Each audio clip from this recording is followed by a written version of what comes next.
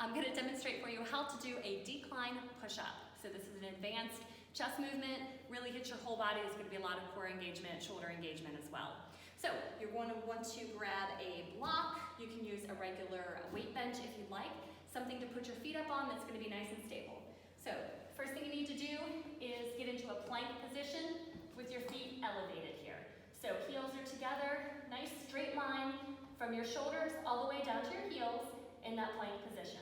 From here, chest goes down to the ground and pushing back up, down and up. Something I want you to really think about is exhaling, pushing the air out on the exertion.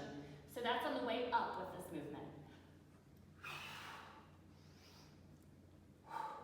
Keep a nice tight body and don't let your stomach sag down. Don't let your hips ride up in the air. All right, that is a decline push-up.